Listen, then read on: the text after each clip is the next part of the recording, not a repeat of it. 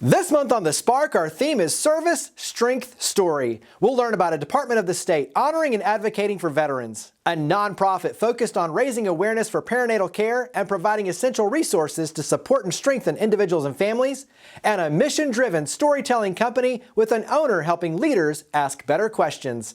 We'll also share a special moment from our Spark Awards 2025. From Higginbotham's founding in 1948, our insurance agency has been built on the values of customer service, leading with integrity, and supporting our community. We believe in promoting the positives, encouraging engagement, and leading by example the power of the good. Higginbotham Insurance and Financial Services is honored to be the presenting sponsor of The Spark. Additional funding for The Spark is provided by United Way of the Mid-South, ECUP, the Memphis Zoo, and by the Medical Education and Research Institute. Have you ever been excited by a new idea?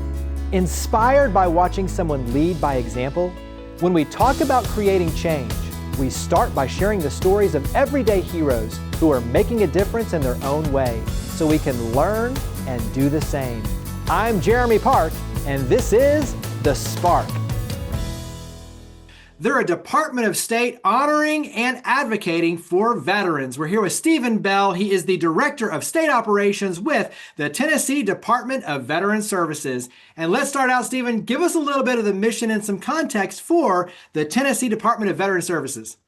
Obviously, what we do the best is we file claims and pension for our veterans and our service members and their families.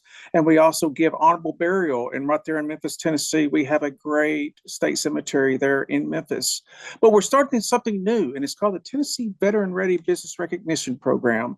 What is this? This is just basically an initiative that the governor set forth a year ago to recognize those businesses that recruit, hire, and retain our precious service members, veterans, and their families. Talk about why supporting our veterans is so important for the state of Tennessee. Hopefully everyone knows this, but go ahead and lay it out. You know, well, there's a lot of obvious things, but this the leadership qualities, just the fact that what they bring to the table, and a biggest thing is that we have so many veterans leaving active duty on a yearly basis. I don't want to get into the numbers because I'll say something wrong. However, we want to keep them here in Tennessee because in Tennessee we value our veterans and we want to keep them. How do you keep them? You give them a great job. And so talk about the different tiers because there's different levels, obviously a lot of recognition that goes into this, but there's also some structure for the businesses to be able to help make it easy. So talk a little more detail. When we first started this program and we started doing the sausage making, as they call it, we didn't want to leave no business out in Tennessee. So we had them all the way from the bronze level, which would be typically your smaller family-owned business, all the way up to the gold tier, which would typically be your corporations.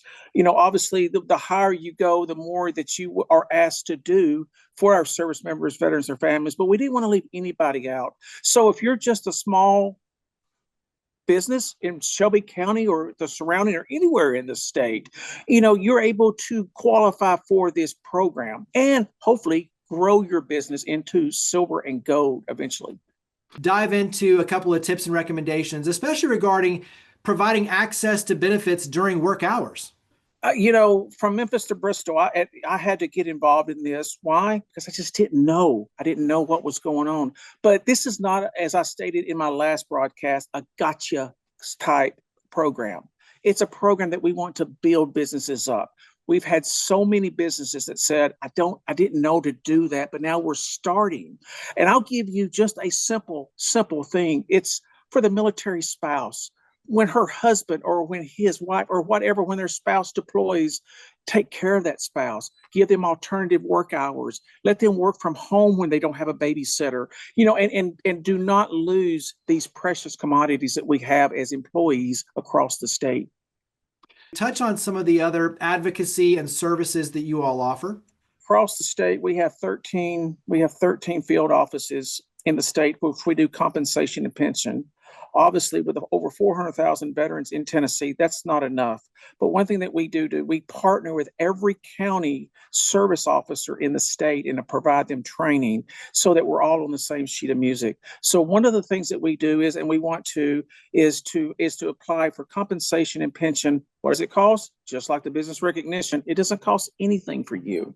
And then the final thing that you talked about is our cemetery is a burial.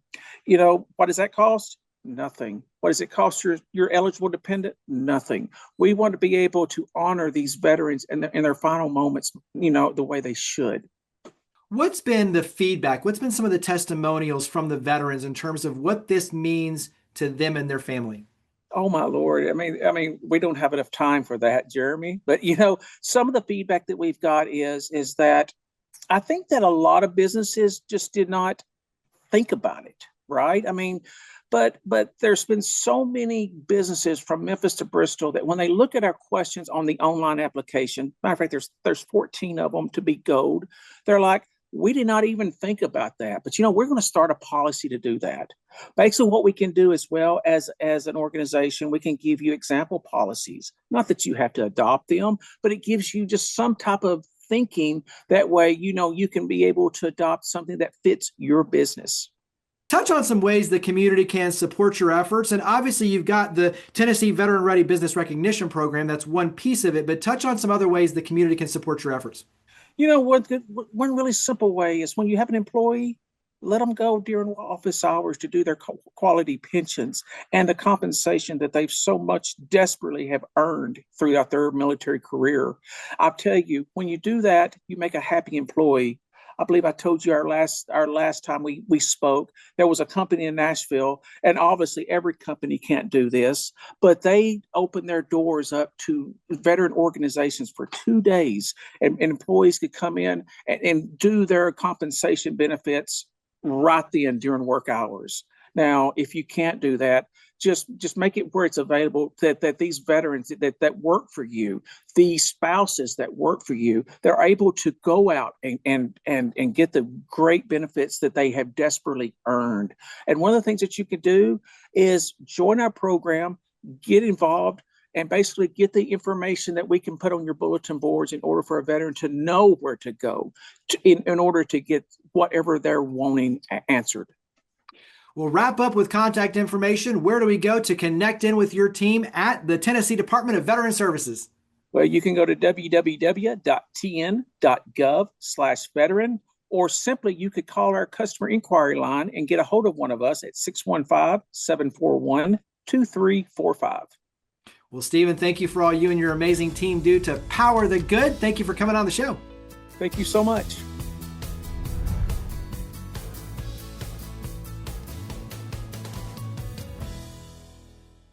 They're a nonprofit focused on raising awareness for perinatal care and providing essential services and resources to families and individuals here in our community. You're here with the founder and president of Grind City Cares, Chima Onwuka. And let's start out. Give us some background on Grind City Cares. Thanks, Jeremy. Thanks for having me. Grind City Cares was honestly, it was founded through just me as a person and who I am of giving back to the community. Grind City Kicks, which is the online business of the Grind City kind of umbrella things of what we do here. Grind City Kicks it's an online shoe and sports apparel brand where we partner with different organizations to impact the community through sports and through team apparel and through fashion. But when we were doing that, I continued to do a lot of community work with Grind City Kicks. So one good friend of mine, one mentor of mine asked me if Grind City Kicks is doing great on the business end, then you might need to start a nonprofit from it. And from there on out, 2020, before the pandemic even happened, didn't even know about COVID-19 and everything, but timing was impeccable because we were able to help the community do so many different things. Grind City Cares was founded and was formed, and ever since 2020, we just done so many things in the community, so many different work, so many different projects, activities, where it allows Kicks to do its thing on the business end, and a little bit still more community work with Kicks, but for the most part, Cares is able to take care of all of the community projects. And talk about the mission for Grind City Cares. So Grind City Cares, again, who I am as a person, we literally provide resources and provide the needs for anything of the community, and not just the Memphis community, any community. So whether if it's hunger, whether if it's homelessness, education, where we give school supplies to different schools and students that are attending schools, or if it's health initiatives, everything in the umbrella of Grind City Cares is what we provide. It's nothing. It's not a specific niche, which is what some people used to tell me when I first started, and I didn't want to do that. I wanted to do something that was more open, more widespread, because for me as a person, I give back wherever the needs are in the community. So Grind City Care's mission is to help the community, providing resources, providing the needs that we need in whatever community is possible. So that's where Grind City Care's mission comes from. Well, when you talk about this being a very personal mission for you, it's also a Yeah. personal mission for your family. And so when you Yeah. talk about raising awareness for perinatal care, there is a very personal storyline. So talk Right. about your twins and talk about this adventure to raise awareness for perinatal care. So perinatal care came about because in June of 11 of 2025, my wife was able and blessed enough to give birth to our twins. Upon that, our twins came early, 31 weeks early, and they were in the care of the Baptist NICU hospital. While they were in the care, we started to realize, and I always say this, my wife and I are very knowledgeable when it comes to community services and different resources and different things that happen, just in the nature of like community and giving back and different just, community events or whatever the case may be. But this whole world of perinatal awareness, we knew about the NICU. We knew, we did our research about twins and the babies coming early, but we started to find there's more than the scope that we knew. So when they were in the NICU care, we realized my son was there for 4 weeks. My daughter was there for 80 days. And of course, it was a struggle for us as a family, even more so with my wife, with my daughter being there because she just could not. She just could not take food from the bottle. So, every time she would take it, she would either spit it up or she just would just deny eating from the bottle. And that in that time period, it was just so frustrating for us as a family. But realizing that other families were going through things similar, even worse in some cases, that I wanted to provide awareness to other people that might not have even known about this world of perinatal awareness. So I thought about what is a way to get this awareness out? What is a way to get this type of information and this experience out to other people that might not have the same resources that we have, the same village, the same support? So the event that we're going to talk about is the Grind City Cares Mid-South Race for Perinatal Awareness. I figured that the best way, the most fun, interactive way was to do a walk run. And then again, very appreciative of Shelby Farms. The race is June 6th. So what's so significant about that date is we have three kids. Our daughter, which is our oldest, her birthday is in June 3rd. The twins, their birthday is June 11th. So Shelby Farms was grateful enough to give us June 6th, which is in the middle of those two birthdays. So it's almost like a full circle moment. And then the biggest thing, it's not just a walk run race, it's more so like a community fair, community event, because we want all participants to come out, get the resources from hospitals, clinics, if it's physical therapists, clinics, if it's organizations that provide childcare, diapers, wipes, whatever you need that's related to perinatal awareness is going to be there. And that's why we formed this event, because we want to provide resources for those families, for those moms, for those dads that may not have ever known about the resources that's out there in our community. Talk Correct. about how the community can play a role in the event. If you wanted to partner, if you want to partner, sponsor, volunteer, provide donations, you can definitely go to the website. I made it easy for everybody, www.grindcitycares.com. And on the tab, you can find the GCC, I want to say it's the Mid-South Race, but for perinatal awareness. You can go in that tab, you can either volunteer, you can donate, you can be a sponsor, you can be a partner. Whatever you want to do for this event will help us. And it's just not just us, it's everybody else that's in this community, that's in this scope of awareness. So that is the first thing I would tell people to do. And then email is grindcitycares@gmail.com. Again, everything's so simple. Well, Chima, thank you for all you and your team and family do to power the good. Thank you for coming on the show. Thank you, Jeremy, for having me.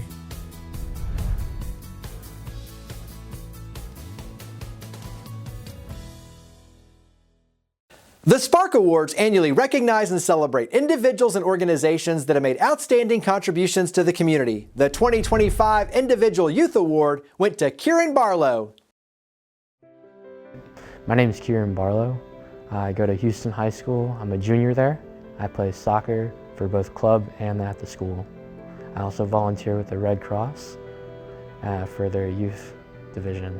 My mom works for Blood Services and also volunteers with the Red Cross, so I naturally also wanted to volunteer with the Red Cross. I started volunteering, I guess, with the little things a while ago, like 2020, 2023, and I've started to get into the bigger things in the recent years, like 2024 and this year. The American Red Cross of Mid-South Tennessee focuses on the disaster relief, like the frequent tornadoes we usually get throughout the area. We have a disaster trailer that will go around the Mid-South area and will provide relief for the areas that are affected by a tornado. And they will set up cots and everything, tents, anything you need, food and water, and will also provide like medical services for anyone that has been injured or affected from the disaster. I've been able to play the role of repacking and inventorying the disaster relief trailers.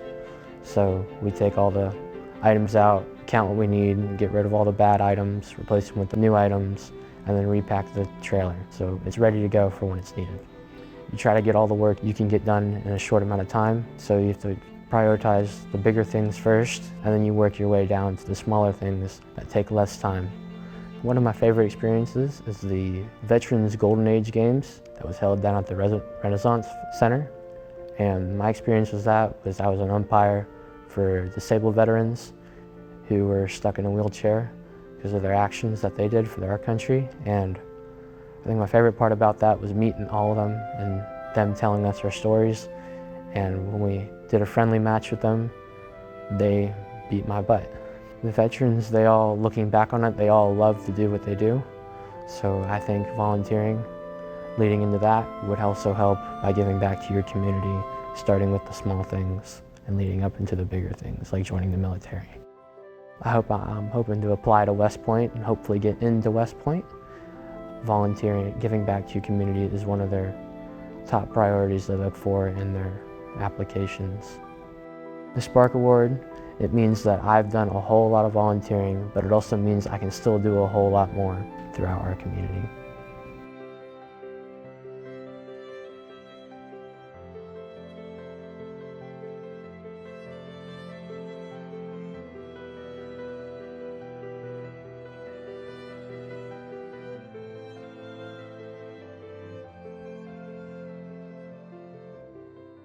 They're a mission-driven storytelling company, and she's helping leaders ask better questions. We're here with the owner and principal storyteller with Forever Ready Productions, and her book is Ask Like a Leader. We're here with Lauren Reedy. So Lauren, let's start out. Give us some background on Forever Ready Productions.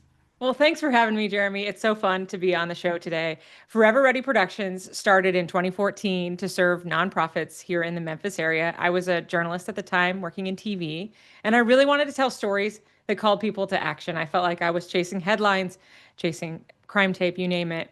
And over the last more than a decade, we've helped nonprofits raise more than $20 million in mission-driven video fundraising. And that can look like documentary work, brand storytelling for them. But really, we focus on the people doing the work and the people impacted by the work so that hopefully we inspire people to either volunteer, donate, or support a cause they haven't before.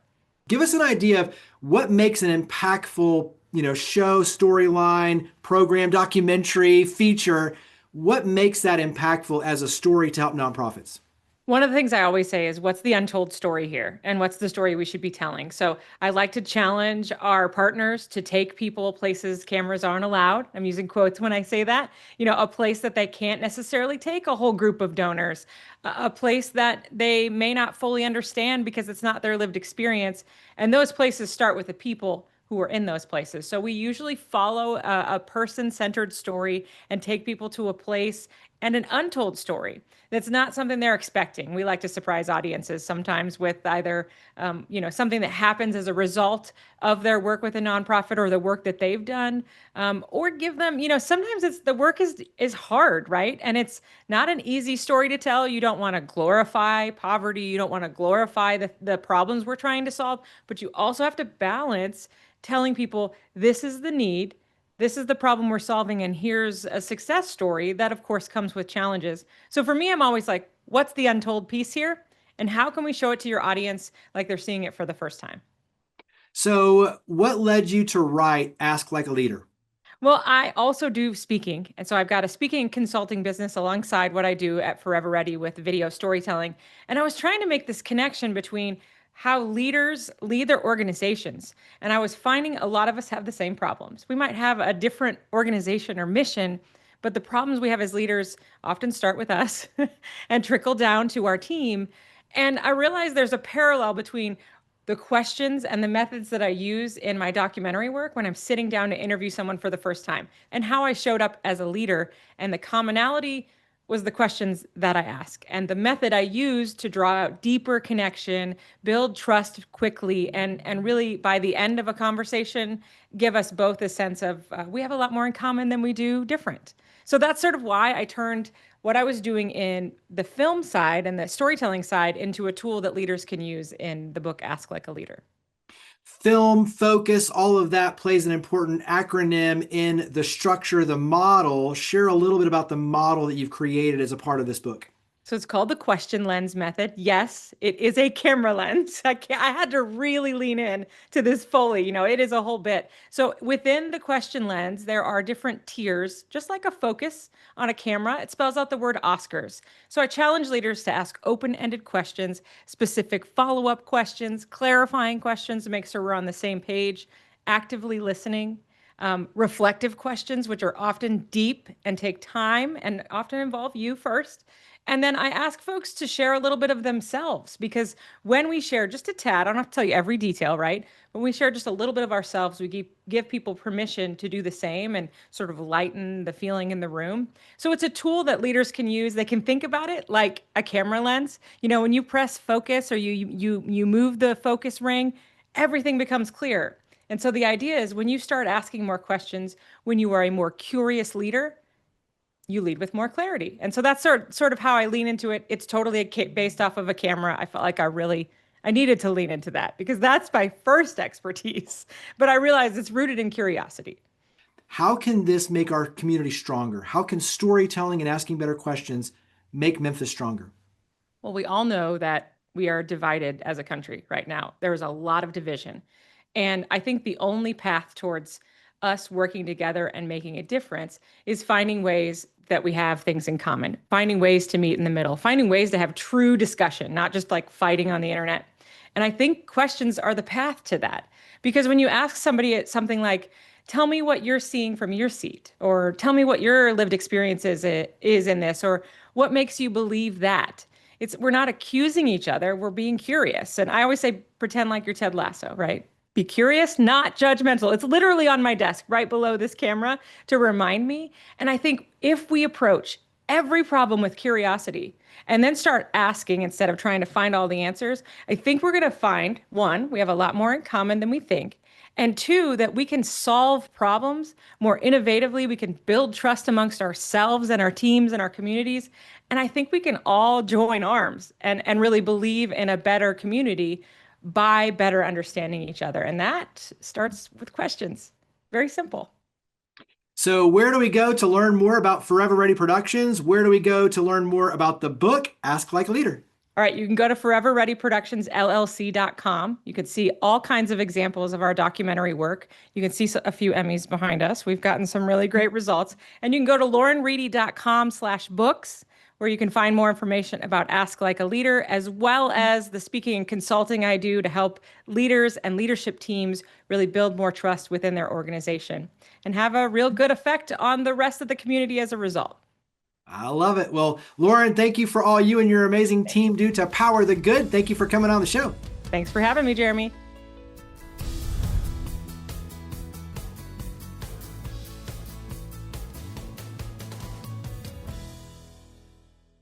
On this month's episode, we saw how service, strength, and story become catalysts for transforming our community.